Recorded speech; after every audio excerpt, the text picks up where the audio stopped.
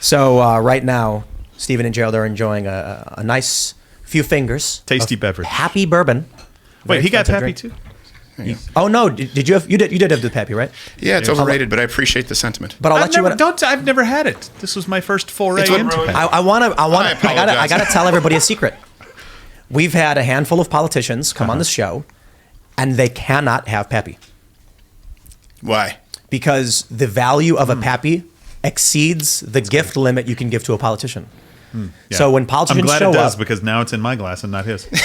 Matt Gaetz, for instance, I said, of course, we have drinks or whatever. And he was like, I can't accept any of those. Those are too expensive. And I was like, well, we got the garbage corn whiskey or whatever. We don't. It's gone. But we've got like... Snobby prick. Snobby. Well, I mean... Corn whiskey. all you ethanol assholes. It was the first to go. No. People love that shit. So we had on the show a long time ago, Jimmy and Eddie Russell, who are the master distillers at Wild Turkey. And like Eddie, I believe Eddie Russell is the younger one, and he's like in his 70s. Jimmy Russell it's the only two distillers at Wild Turkey. He's in his 90s. Jeez. And they've been doing it the same way for years. Like when they ran out of rye, Wild Turkey was the only place that had it because rye was not hip, and they still made rye. Wild Turkey 101 is a perfect, actually, because you know this probably better than I do, branding. It's a great lesson in branding. Wild Turkey 101, like Jim Beam Black, is like aged 4 years because Mila Kunis says so in the commercials. Wild Turkey is a blend of 6, 7, and 8 years, 101. It's 101 proof. But what happened, I think, in the 70s was the 1% biker clubs. They said, how do I get trashed as fast as possible? And cask strength whiskey wasn't really mainstream at all, and Wild Turkey 101 isn't cask strength, but close. So they said, and you can hear my voice is shut now, this sickness buzzed through the family. I spent Christmas in the ER with my little ones. I lost my voice last week. Really? Couldn't work. I worked. My family loved it. They were thrilled. But so the bikers were drinking it, and so it got seen as cheap whiskey, but it's actually way more meticulous. They put meticulous care into it. And if anyone else out there I'm not sponsored by them, but Russell's Reserve 10-year is the best deal in bourbon. I want to talk about my discussions and negotiations with a few of these big conservative companies, and give a little bit more of the details on my discussions with the Daily Wire. If we don't discuss Maxwell, Luke's going to have a heart attack. Well, he's going to have a heart attack. But I want to talk about the meeting I had with the Daily Wire. I thought it went really well. It just didn't work out. So I'm not thinking that anyone at the Daily Wire will be mad that I talk about the details and why I decided not to do this deal. I am interested in how you guys respond to hearing the details in the live. Can I just say one thing and then go? It's completely your show. I haven't been broadcasting, right? So I'm going to get all this out. I just want to be clear that this is done under the pretense of people knowing has nothing to do with the money of the deal with us, right? It was always about what's right. So then I want to hear but I just don't want people to think that we're going back and forth. This is the deal. Money played a role in why I said no. And so for the sake of the Daily Wire's privacy, I won't reveal the number they offered me. Yeah. But I will get into some of the details about it. So basically what happens is... If you're offensive enough, they'll reveal it. Look, man, I know that you guys have made very good arguments, and there's a lot of people who are saying I wasn't asking hard questions.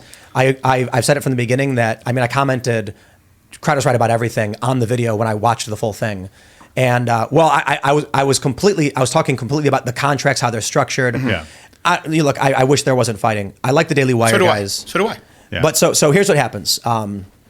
And I really hope it can stop. By the way, I mean that. Yeah. I really hope it can stop.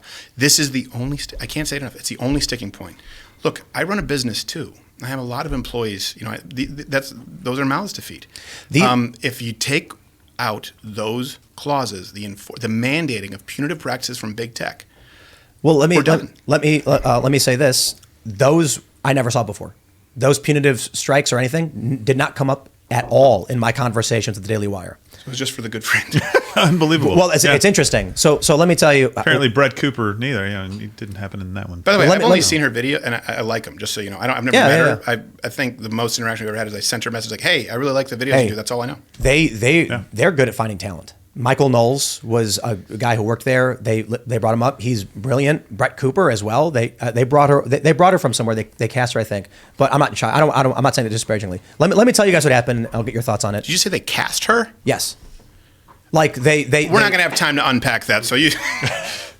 No, like they were looking for young conservative personalities, and this is my understanding. I could be wrong. Wasn't she an actress? Right? Yeah, she's an actress. Yeah, and that's not an indictment because you were an actor. No, and I was an actor. right.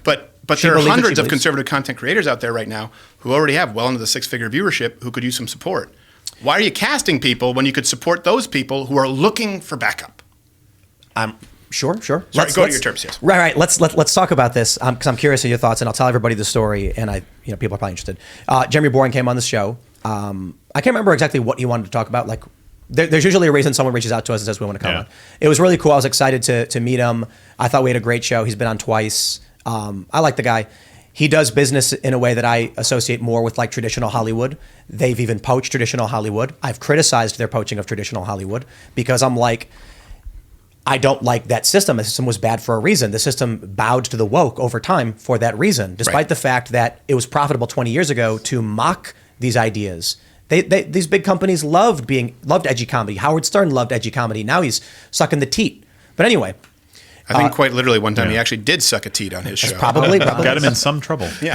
Jeremy's leaving, and he says, if there's ever anything we can do for you, just let us know. You know, we're fans. We appreciate what you do. And I was like, there's probably some stuff that we're dealing with that you guys know better than me.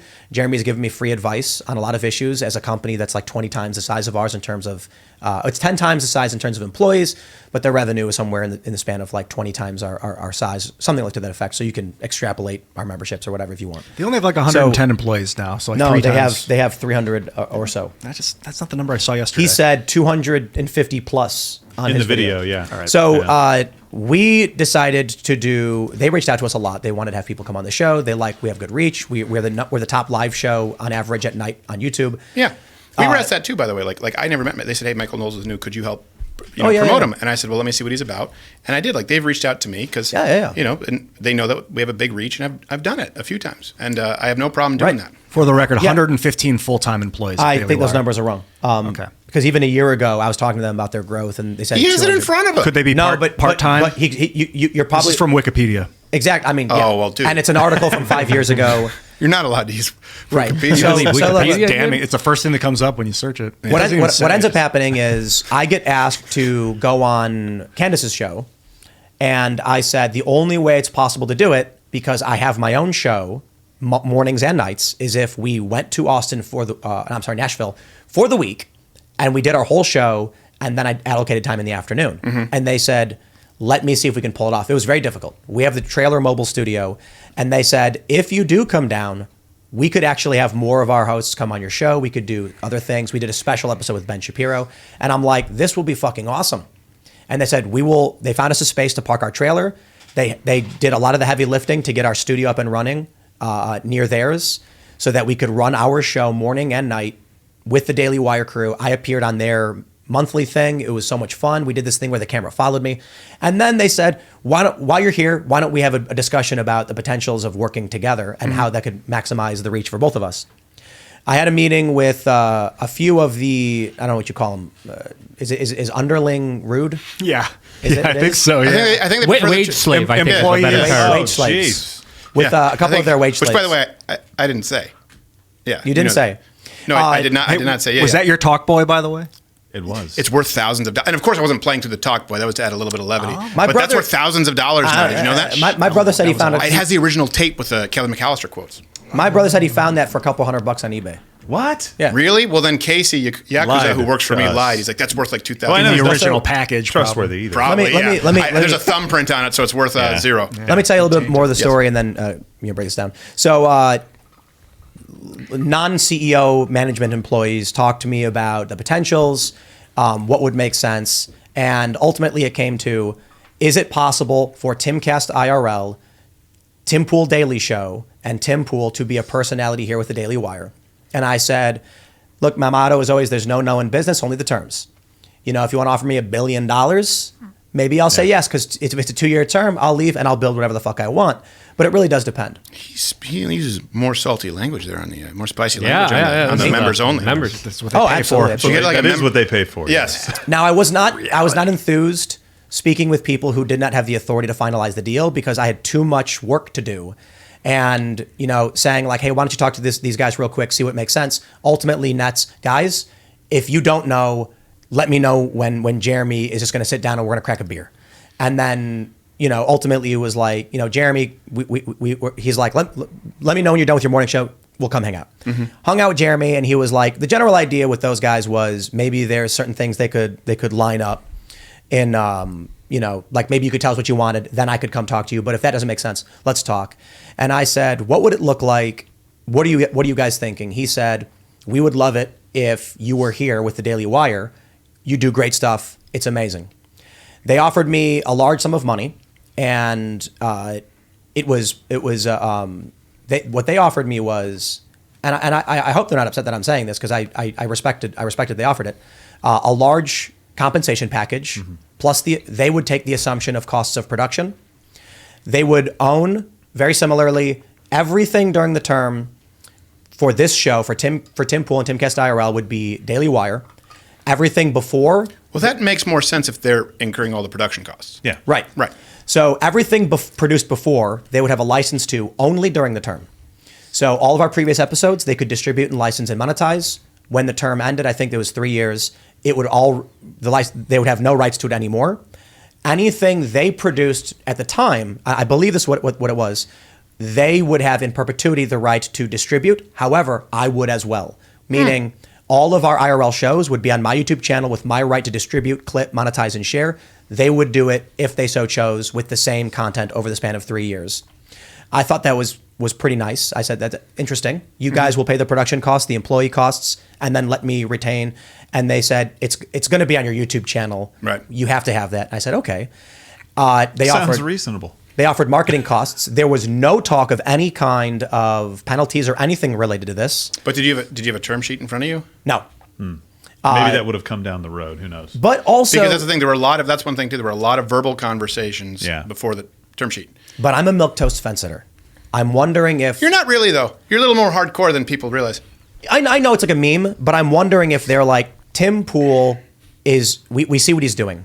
I've publicly stated, guys, I know there's stuff you want us to talk about, Maxwell, Epstein, vaccines, etc. I don't want to lose the center of the battlefield. If what we can do with YouTube is create a corridor to alternative platforms, independent platforms. And so let us do that. And I will shout out the people who are doing, the heavier lifting and stuff. I will make sure that with Timcast, Steve Bannon and Alex Jones will be on our show. I will make sure that the corridor goes both ways, that Carrie Lake can come on the show and talk about, to the best of her abilities, what needs to be said without us getting banned, so then you can find her in other places. Sorry about that bullshit. With what? Carrie Lake getting people banned. That set a precedent. Right? Oh, right. We had her on. She's a sitting gubernatorial. Isn't that bone-chillingly scary? Yeah. Sitting gubernatorial candidate who, by the way, had every incentive to take the win with the Republican primary, right? Had every incentive to not say anything. And she said, there's some stuff going on here that doesn't add up. And she was talking about that election, the Republican primary, and she was banned on our show. And that's why we weren't allowed to stream during the actual election. And that's bullshit. I've talked to YouTube about this. Yeah. I said, you want us to interview prominent guests and do a big show, but I can't tell them what to say or what the fuck they're going to say. Right. We tell every guest, we don't have rules, we have guidelines. These are the things that we hope you don't do. Cursing, if you curse, don't cry about it, don't sweat it out. But we try to be like a family friendly to a certain degree. Yeah. Sure. Obviously, we'll talk about fucked up shit. If we say like Epstein was doing trafficking. How do you talk about Epstein and make it family friendly? You just really. say, It's like the F word is dirty, but you can talk about Epstein raping kids, and that's not dirty. I don't get it. No. Trafficking. But the word You say- fuck apparently is too bad, Yes. too hardcore for TV. Sorry to interrupt him. It's simply put. I get it. We say things like Epstein was abusing and trafficking children. Adults in the room know what that means. When Alex Jones came on the show, he said stuff like, they're raping fucking, I don't think he said fucking, but Raping babies. Raping babies. They're raping babies, creating pig humanoid hybrids. And the funniest thing was seeing Alex Jones treat Kanye West exactly the same way that everyone else treats Alex Jones on their show. That was great. Well, you don't actually mean that you're a Nazi, dude. He's like, I am a Nazi though, huh? He's like, and I've had him on my show many, many times. Like, this is a perfect example. He's like, don't worry, Crowder, I'm not going to say anything that gets you banned. Where's your absinthe? Yeah. You're like, we're out. Let me just wrap up a little bit. I apologize. No, this is fun. It's fun. I'm trying. I know everybody's watching. I don't want to talk too much, but I really was hoping to share this story with you, my experience, and maybe it would have some insight. Ultimately, they offered me what I think really was, I wish I could take the deal. I really do. I really, really wish I could have taken the deal with the Daily Wire. Me too. There's something so sweet about it. Jeremy was, like, I've negotiated with people in big companies, with agencies, and I hate all of these people. They're such full of shit. Yo, look, I can play poker. I can see it in your face. When I was talking to Jeremy, everything I thought, he would just say, it was a real conversation. I really appreciate it. I was like, look, you guys, I love the idea that I can drop the paperwork, the administrative, which admittedly, Allison does almost all of the administrative stuff. But if we both got to back away from that, you did all the heavy lifting and I got to do the show, talk about my passions, and I got paid a lot of money to do it. It's attractive. Fucking A, man. Yeah. However, I said, I think the challenge is you guys are suits. You're square. And we're street. We're rogue. And they said, that's why we need you. Like we understand this, and that is something important that can help make this work. And I said, but I don't think I can work in that system. Jeremy outright said, understand this. You will not be an employee, but you will be expected to operate within the same boundaries of our employees and our workplace, because there's certain things we expect of the people who work here, and that applies to everybody.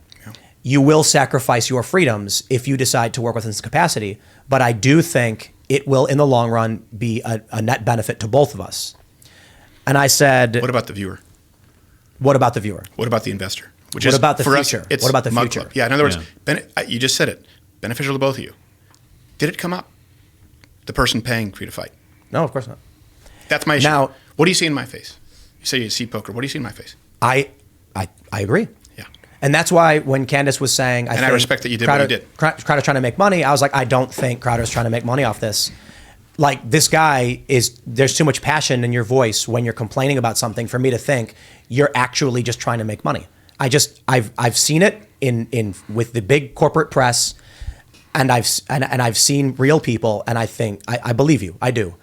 Ultimately, what happened was I said, I cannot be in an environment where I will see what needs to happen to save the system, to make it work, to change it for the better, but have 4 suits saying, no, you can't for these reasons. Right. Mm-hmm. And be beholden to that. Exactly. You said corridor. That's important. That's symbolic. That's transient, right? That means a corridor, YouTube, a corridor to something else. When the business model is, there is no corridor to something else. For 6 years.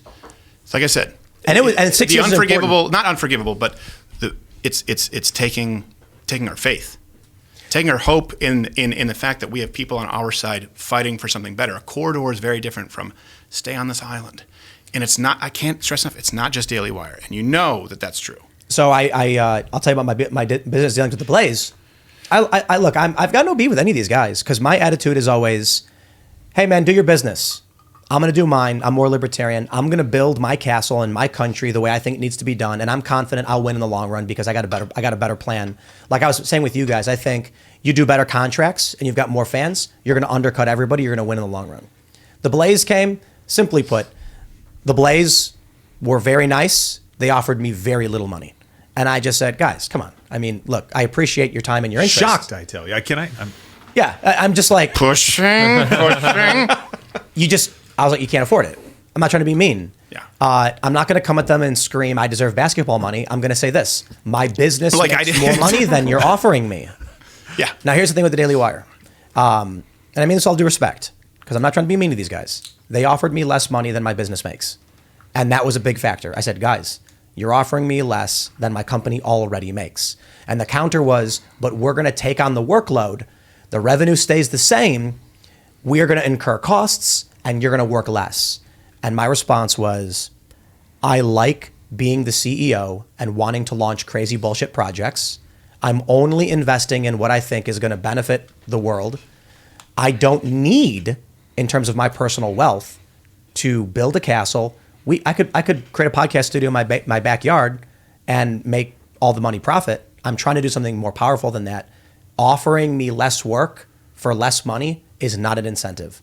I appreciate the time, the energy. We did not plan to have a business meeting in this capacity. It was, let's do some shows together and let's talk. And then ultimately in the end, I just said, I think that super chat where they said they're rebels within the box made a really good point. Why do you think, or maybe Gerald, do you want to ask? And like I said, my voice is shot. But did you guys get sick this I lost my voice. I've been fighting it. Christmas, So I had a fever of 103 for 2 days. Yeah, me too. And when you have twins, it goes from one, like they just jockey for being the next Petri dish. And then I was in that ER with my kids because they got sick and they just said it was flu type A. And then it came back. It was my mom. It was half of our employees. Yeah. And my doctor, who's been on the show, What's Up, Doc? He's actually Korean. And his name is Dr. Choi. And that's another thing, by the way, too. When we Mug Club on quarantine, with the quarantine months, we had Dr. Peter McCullough on in April during the lockdown. And those are the kinds of things that absolutely would be precluded right in these contracts. But man, I was just asking if you guys got sick because this ran through like a buzzsaw. Yep. I had COVID. It was like 3 days. I've never been this sick for this long in my life. And now my voice still keeps getting shot pretty quickly. Yes. Apparently, if you ding these things and put them on your throat, it is good for you. Is that actually true? Someone messaged me and was like, if you use those on your throat, each one... That's about as reputable as Wikipedia. Yeah, really, Wikipedia, yeah. Each one's for a different chakra. Ian's a trustworthy source. Okay? I believe he is. He talks to entities that are not here. Loosen up that fly. He has the heart one. I have the heart one. I completely forgot where you were going. Oh, what? Oh, I was going to ask, why do you think... Well, first off, there's a very difference between that and in writing. There were a lot of verbal conversations. Of course. Also, a big problem is this is why I said in my first video, don't sign these contracts, right? That was the first thing I said, and certainly not without representation. They circumvent the agents, right? So when it was like the agent was like, these are non-starters, then I got a call. So it's kind of the opposite of you, where I got a call from the top brass. And then in writing, there was no moving. Right. So you and I both know, right, there's a bit of a difference in writing. But my question was, why do you think that not in writing, but let's accept the premise, that you were offered all those freedoms comparatively, whereas now the narrative is, they said these terms are demanded of everyone. And, we weren't. I'll tell you. Considering the size. And I don't say that to say but I think, we're a little bit bigger in this space. No. There's two big reasons why I think in the end, a deal with the Daily Wire didn't have the terms immediately. Well, there's a couple. I mean, obviously, as you said, they didn't go through an agent for me. They were talking to me verbally. I think there's a box. The Daily Wire smack in the middle, and they're reaching out, and they're rebels within that box. They're filling a space of the box that's being neglected, but it's still within the box. Timcast is on a portion of the box where there's a fissure in the wall, where some of those people are sneaking out through the fissure, but we're in the box. We are. We're a fairly moderate show. I don't hold far right views or anything like that. Well, neither do I. I'm basic pumpkin spice bitch, basic bitch, conservative. Let's be honest. He thinks I'm a statist. Sure. I think a lot of people are statist, though. No, I don't. Actually, you and I probably agree on a whole lot. Like as far as like abolishing the IRS, the FBI. I demanded that any candidate on my show, I said, I'm going to ask you to disband the FBI. But I'm not. But I get where you're coming from. My analogy is this: Timcast is in the box. The Daily Wire sees that, and they say, we don't got a lot to worry about. He's clearly not trying to get banned by YouTube. He said it transparently. We don't need to worry about.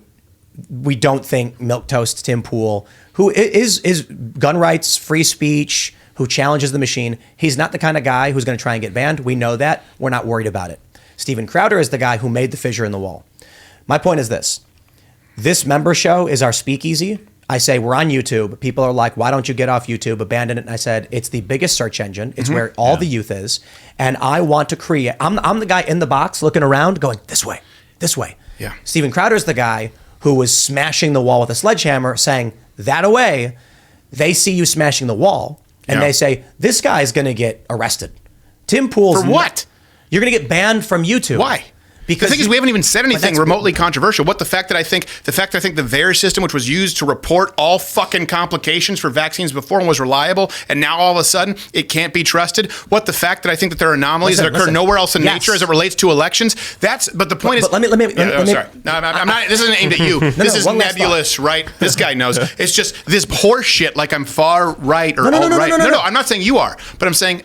I'm not saying that. Yeah, sorry, go ahead. Let me just make one quick point, and then I know everyone's going to be like, Tim talked the whole time, so I just want to make this one point. You should talk. It's your show. You're in the box, but you're smashing the wall with a sledgehammer. Outside the box is the Alex Jones, the Q or whatever. I'm not saying you're directing people to Q or anything. I'm saying, of course not. You're the one who's creating the path to say, look at the VAERS system, everybody. Ask what those things are all about. Right. I'm the one saying like, hey, keep in mind, you can watch these conversations uncensored with Carrie Lake, Alex Jones. So my point is, we're in the box, but you're the one that YouTube's clearly got a boner for fucking over.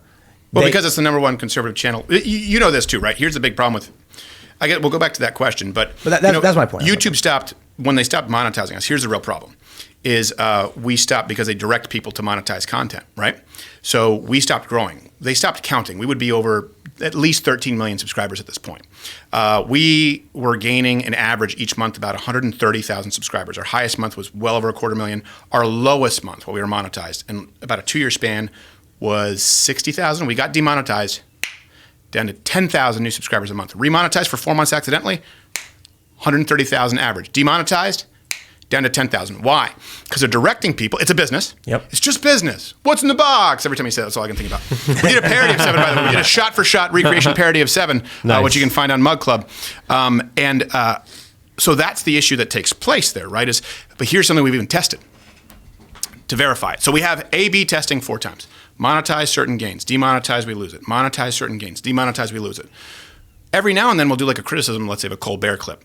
Largely because it's the only thing that offends me when I use the term offensive is mediocrity. So Colbert is just, it's littered with it. And we'll do a criticism of some of his pieces and they'll do a copyright claim. So those videos are monetized, right? Because it goes to CBS. Guess what gets way more plays? Guess what all of a sudden shows up in the algorithms if you search me is only those.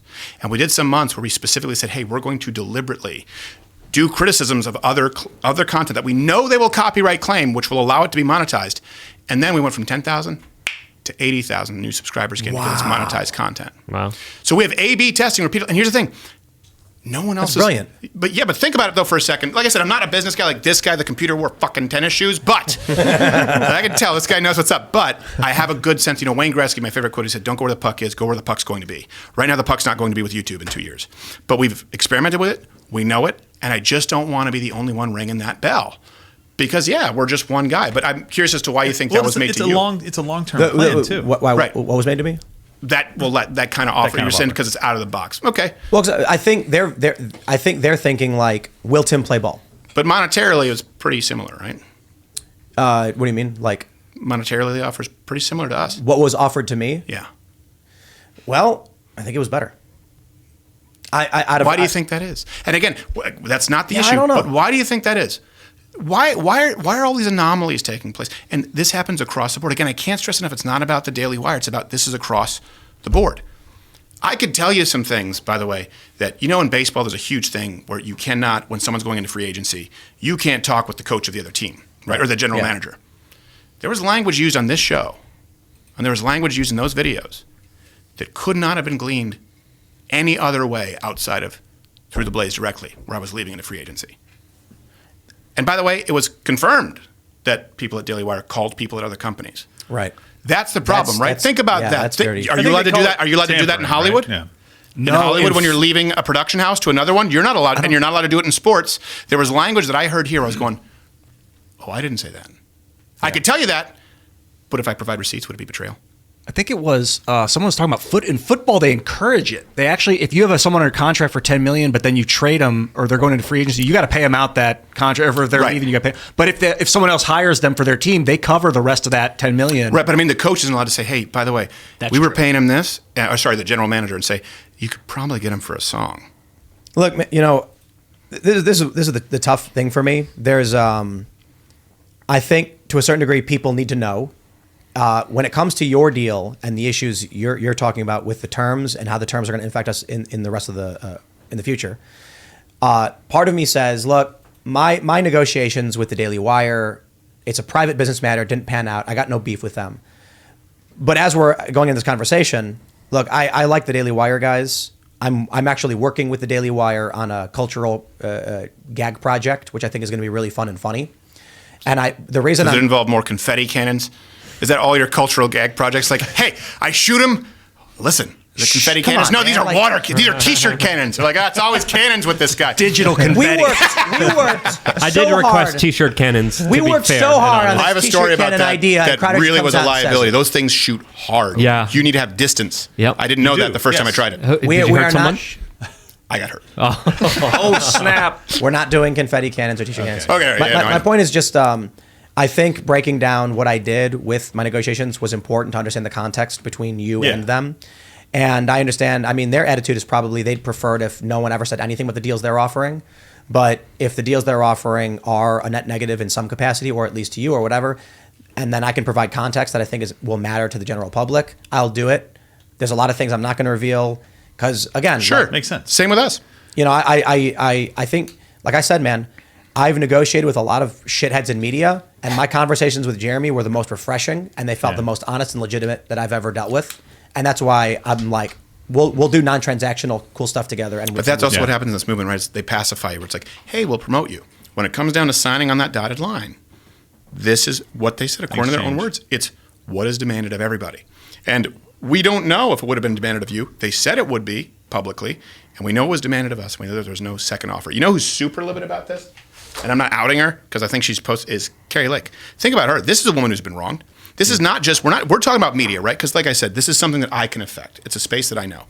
But what about all the Republicans? What about an actual conservative or more conservative? I know they're not all necessarily, meeting the libertarian standards, but people who are certainly more outside of the box. And you have the Republican Party keeping money in their coffers. They've raised that Trump money. Did it. What about people who gave that money? They gave it with the expectation of someone fighting for them, and there were people who were left to die on the vine. I can't change that with the PACs, but we can have an impact on what happens culturally with the movement. And I'm very much an unwilling participant. This is why I said, like, I agree with you ideologically on all of this stuff. I look, the Blaze, Daily Wire, Fox, whatever. They're right. It's big conservative, the big con, Conservative Inc. They're corporations. They operate like corporations. This is why Timcast has always, like, I've not done a deal with, we would not, it's not, I've talked with the Blaze about deals. Tyler's a really cool guy. I like him. We shoot the shit sometimes. The Blaze can't afford to they can't, as a company, we make more money than they've been able to offer. I think companies can't afford to not have people like you and me. In other words, if they can cast somebody new and take that's far more of a risk than just putting gasoline on the fire that already exists. That is Tim Pool. You know what the real problem is? I'm an arrogant son of a bitch. There's some of that. You did wait 6 months before you picked up an unbelievable rifle that I had sent to you. No, that was out of the wrong place. It's 40 minutes away, Tim. No. I'm telling you, it was 70 miles. And hold on, for me, who does a morning show and a night show, I've got from 3 p.m. to 6 p.m. I'm going to drive 70 miles, fill out the form, go home, then wait 5 days, then drive 70 miles. Oh, there's a 5-day waiting period? Uh-huh. Oh, that's a big pain. That's different. In Texas, I can go down and fill it. And with your concealed carry, it's like you do it immediately. Now, thank you for that gun, because when we finally did get it, fucking awesome. Yeah. We've had like mil-spec, AR 5.56 or whatever, went to the range and I'm shooting them and I'm like, okay, tell me what to do. When we got the SIG M400 from you, I went, holy shit. And I don't even have one, by the way. It's like a squirt gun. They're not even a sponsor. They were just like, I don't remember what the story was. Was it something you were saying something about a gun? I was like, Tim, you have to get one. Yeah. And they just said like, hey, because Walther only does handguns. Yeah. And that's also, I reached out to them. That's one thing. Someone said something like we were getting $25 million from Walther. I heard that number somewhere. Walther actually pays this is a good example. Walther pays a much lower rate than industry standard because they've been with us for a very long time. As a matter of fact, this is what happened with Walther. To give you some inside baseball. Walther, I reached out to them because I'm a revolver guy outside of when I first fired Walthers, the semi-automatics, because the Glock didn't fit my hand. And I've always said this. I'm like, hey, it's like Mercedes, BMW, at a certain point, they're all good guns. But just try the Walther. They kind of, they're cool, they're lethal, they sell themselves. So I said, go and try so they came on as a sponsor for me reaching out to them. They got a new president or someone who was head of marketing. And this person came in and said, hey, what our biggest line item is, Crowder, we can't even keep the guns in stock. Like, what are we doing this? So they said, the guy said, you know what, cut it. We don't need this. We don't need marketing. And there were still the same people underneath him who were like, this is not a good idea. And then sure enough, they could be kept in stock. And so I think it was, by the way, we never talked shit on Walther. We never brought in another gun sponsor. Yeah. And they came back, what is it, Gerald, 8-9 months later? Mm-hmm. And they've been our longest standing sponsor. And it's a much lower rate. We could replace them with other gun companies that have come in and offered more. And we're like, look, first off, I believe in the product. I mean, just like we talk about Good Ranchers, right? X-Clear is a nasal spray and spray. I've been using it for years. I reached out to them. That's not a cool product. I don't really talk about things that I don't believe in. Manscaped is that light on that trimmer, good Lord, would have saved my nipples before I went in for the surgery because I had to shave my whole chest, cut my nips. Oh, brutal. Did you use a straight edge? No, I used a trimmer, but the Manscaped has a light, which is very unflattering, by the way. Like, dear God, I hope those are razor bumps. And I cut my nips. So it's a good product. Oh, nice. We don't do many sponsors because you have to believe in the product. And you're that way too. You're one of the few guys who does that. This is another issue with the Blaze, Daily Wire, and there was a couple other companies. I'm not going to pull into this, but that's important. People need to know there are other companies in this space. Do you want me to name at least? No, you know why? Because some of them, well, you can, but for me, some of them is just like, okay, we couldn't come to terms. It was like, okay, I'll just say it. but they weren't necessarily what I had fundamental value disagreements with. I'll just right. Rumble was one of them. Rumble offered us arguably the best deal, and it was still it's like, come on, guys, like this is what people they need to understand. Right. What I see with these other companies, first, they all stipulated maximum ad reads. Yeah. And I said, guys, I am not going to read 5 ads on a Timcast IRL episode. But you know what? You can say that because Rumble did come to the table. Now that you said that. Yeah. And that was in there. That was in there. And then this is what a term sheet is, where you talk to them. You go back to them and be like, that's not what we do. And they said, well, why? And we said, well, because the one commercial, that's an actual commercial, is worth a whole lot more. I said, well, can you tell us what I said, yeah, this is what like the rates are. They said, oh, okay. Immediate change. Yeah. Didn't take more than a day. That Yeah, never yeah, happened yeah. with Daily Wire or some of these other companies. Rumble's like, oh, okay, sure, one. So like, are you... And they put in a minimum of subscribers with them when they were talking to Gerald. And there have been many, many suitors. And we're like, the thing about Rumble is I'm pretty sure the deals they do, it's while you're licensed, content is licensed to our platform, yeah. the membership revenue comes to us. When the term ends, all members who are signed up for your show revert to you. Yeah, they're in And that's your... that's tremendous. They're in your Tremendous. Stripe account. Right, exactly. You never lose possession of your members, ever. However, for me, here's the challenge. I'm not a free agent. You're the cock of the walk, baby. That's right. I run a company with multiple shows. All of it makes money. I think Cast Castle is in the black. Chicken City is in the black. Pop Culture Crisis is nearing the black. I assume everyone knows what that means, but basically, in the black means they're net positive revenue. I do not. Yeah. No, I know what in the black means. I didn't know what Chicken City or stuff means. Shows we have. Chicken City is the live stream of the Chicken Coop, where it's literally you super chat and treats come down and the chickens run to eat them. And then every $100, every $100, a chicken party starts, where a song sorry. plays. Chicken party. I am personally going to sponsor a chicken party. You're the Charlie bit my finger Yes. of live streaming now. And where it's like chicken. something as simple as chickens. Hold on. And We we have could- an we egg could go shortage in outside this and see country it. right now. Those chickens are not having sex because they're partying. You're part of the problem, Tim. They have Yes. lots of sex. Do they? Oh yeah, Roberto Chickens Jr. are 's got- assholes and they're ill-tempered. My whole argument Not is not gone. mine. We're all right. They only I hate did 8 you. eggs today. but let me say I you made sure guys. to grab them up because I'm leaving. Like my whole thing is actually be the innovation of the live stream space. That's how I got started. Yeah. During Occupy Wall Street with the mobile stuff. So we've really. But anyway, We maybe crossed paths. You know, I was down there in Zuccotti Park. Yeah. I was down there and I did a video a long time ago. When was that? Was that 2011, 2012? 2011, and you should have supported them. Well, no, here's the problem is the problem that I had with Occupy Wall Street was I understood that the IRA was aimed at the bankers, right? The problem was the Tea Party had already done that. The Tea Party had a different solution. The Tea Party was very libertarian. It was the Rick Santelli, I believe, rant, where they were saying, and so what we need to do is stop bailing out these giant banks. The Occupy Wall Street was nationalize them. No. Occupy in the first few days had no idea what was going on. That's where I met Luke. Yeah. Libertarian Ron Paul guy. They had a lot of Ron Paul supporters there, a lot of end the Fedders, and they had a rally to the Federal Reserve in New York every single day. But So you did know- the Tea Party, though. but you The know Tea what Party did a happened? lot of that, too. And the problem was when people said, oh, Occupy is the first one. But I I went can't to- tell you, I've never seen so many hammers and sickles in my life. Yes, but I went to a Tea Party rally because of Occupy Wall Street. Because in the very beginning, there were old conservatives and libertarians and Ron Paul people there. They were all just saying, fuck the big banks, fuck the bailouts, and fuck Obama. And then here's what I think happened. 2 things. It's very hard for a conservative to quit their job to be in a park all week. But for trust fund hippie leftists, it's very Shitting easy. on cop cars. But that's the problem. Yeah. Hannity Right. comes out and says these crackpot leftist weirdos are shitting on cop cars. And then instantly the entire right element was gone from Occupy Wall Street and it went woke, psychotic garbage. Well, I was there from the beginning. I went down to the park, and I will tell you that I had conversations with these people, and a lot of them were talking about how what we need to do is, and they talked about You're right. Denmark, you know, the Yep. Norwegian models, which, by the way, they had to come out and say, Bernie, stop saying we're a socialist model. We're actually a free market economy, and that's where we built our wealth. So in other words, everyone first- here would agree with the sentiment of Occupy Wall Street, the hybridizing of that, of what you're talking about in the Tea Party. The problem was where you went down to the main protest at the park. I was there for Not- at least 5 days. There was not one speaker who espoused what you're The talking first about. 2 weekends, I'm there, weekend number 2, with 2 60-year-olds. Number two. Sitting on a couch with an American flag propped up behind them.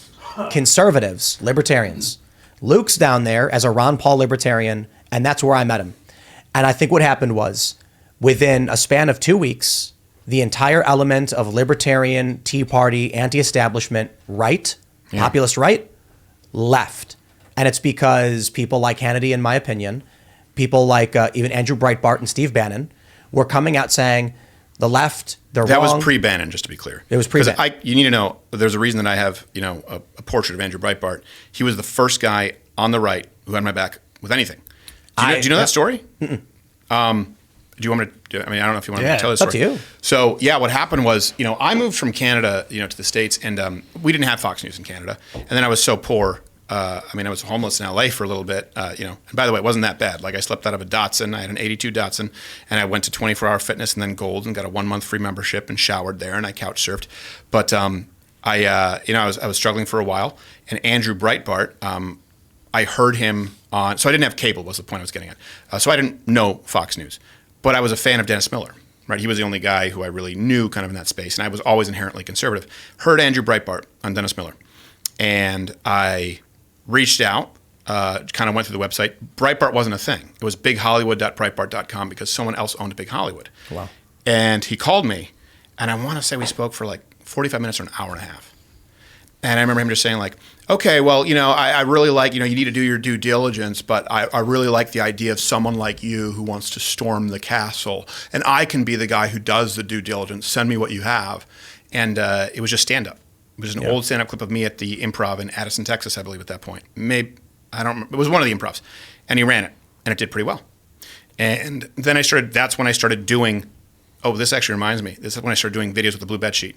First video that I had that went viral, back then, 50,000 plays, that was viral, was Crazy Pete's Abortion Barn, where I read from the Planned Parenthood website about the highest quality abortions at the lowest prices. And we'd I'm like, I'm passing the savings on you. We had like a scissors coming across, like, and I'm moaning baby. And Andrew goes, Jesus, when he called me. And then the second one was the Quran challenge, where I read from the Quran. And I said, like, is this just being misrepresented in the media?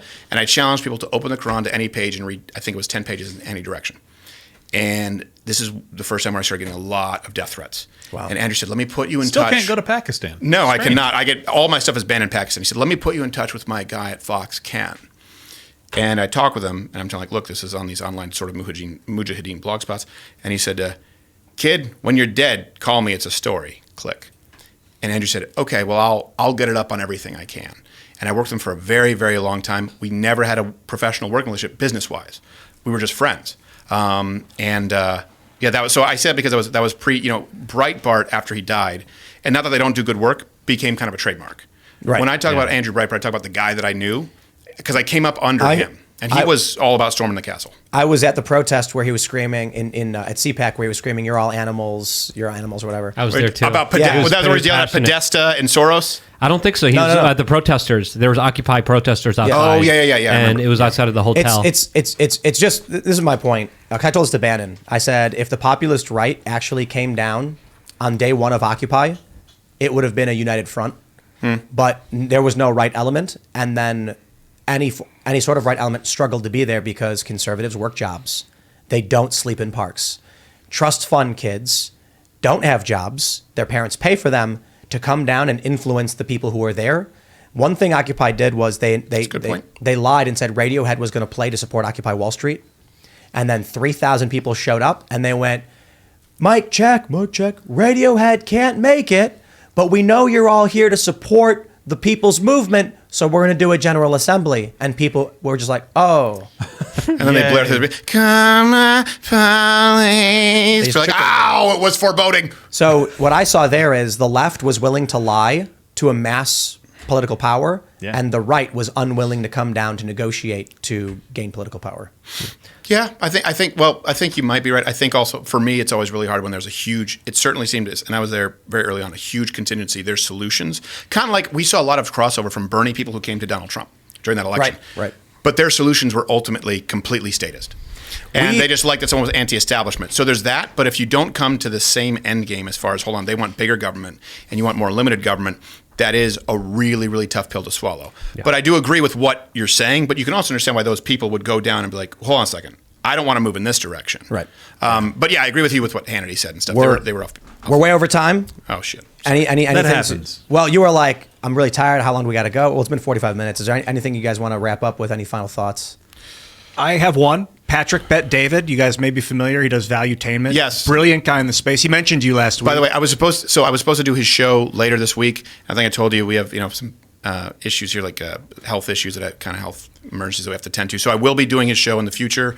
And thank you, Patrick, for being understanding. He's in Miami. We're going to meet up. Great with him. guy. Love him. Awesome. Yeah. And I just want to say that the Podesta stuff by Breitbart was absolutely legendary, way ahead of its time, Wasn't it? and really groundbreaking. So I just wanted to bring that up because he called it before anyone else even knew what was really going on. He really called did. out a lot of the sick stuff. I was very so. fortunate to spend time with him and spend time under his tutelage. Let me finish this thought about Patrick Bet David really quick. Yes, sir. He suggested, he was talking about what you were going through last week with the Daily Wire and with contracts, and he said when you get into these things, let the lawyers do it. You tell them this is what we want. You let the lawyers work at it. If it ever gets to a point where the lawyers can't work it out, we get on the phone, me and you, because we're the ones.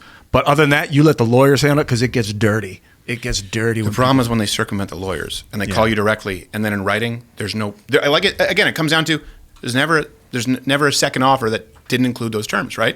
In other words, you have an agent, and I call him Gabe William. If you come out to it's loudwithcrowder.com/tour, I have like 20 minutes on Gabe William. The stuff that he does, people It's hilarious. think I'm using it as a front to say the most extreme stuff. So like here's a true story about Gabe William. To give you an idea, he lives in West Hollywood and Palm Beach, surprise. And all his neighbors, like in this co-op in Hollywood, they're liberal. And then what happened is, and Dave Lando and I were in the studio. What happened is one of their neighbors, now a new one, was a Syrian refugee, and took it upon themselves to put a goat in like the co-op's backyard. And we were with him when Gay William gets a text from this guy. He sends him a picture of a goat. Goes, "Can you believe this shit?" And William goes, "Can I believe this shit, bitch? You voted for it. I hope he sets up a whole fucking petting zoo." That's my agent who left the big agencies. Yeah. Now again, at Big Con, they ally with the big agencies: UTA, CAA, William Morris, Endeavor, and he just said, I've never dealt with anything like this. Like they just call you and. Okay, I guess there's nothing to change. Like I've never had not a back and forth. So I agree with Patrick. It's funny when you say I want to say it's Patrick Bet David. Bet David. That's how I pronounce it. I think I want to say Paul Joseph Watson because it's three names with a P, and I know I'm going to get it wrong. But I actually really like some of his stuff, a lot of his stuff actually, and he knows business far better than I do. That's why I said in the first video, don't sign these contracts, and certainly not without representation. It's not just Daily Wire; they completely circumnavigate representation, and that can't happen because, like you're talking about, some kid being cast. Yeah, they don't know. They don't know what this should look like. And Brett Cooper said that they came back to her later when she started succeeding and gave her better terms and put her on a better contract. I don't mean her specifically, but I mean anyone who's young coming up. They could be a 40-year-old with a smaller show. We weren't talking about anybody. Let me just say one last thing because we're definitely over. Yeah. Sorry. The first contract ever offered to me was from one of the big agencies. It was like a book. Yeah. And they said, don't worry, it's regular stuff, standard, just sign it. It's a 3-year deal. We're going to get you on all these big shows.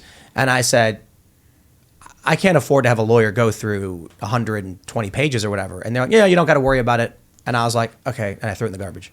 I'm like, dude, you're not. I threw it on the ground.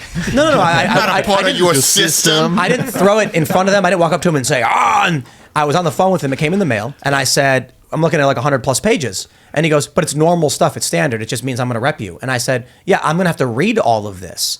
And he was like, So your problem is with it's reading. normal to feel this. My problem is No, I get it. no agency contract. When I worked with the UTA, I had no contract. None. Yeah. They said, we're going to rep you. I said, okay. And for a very short period, they did.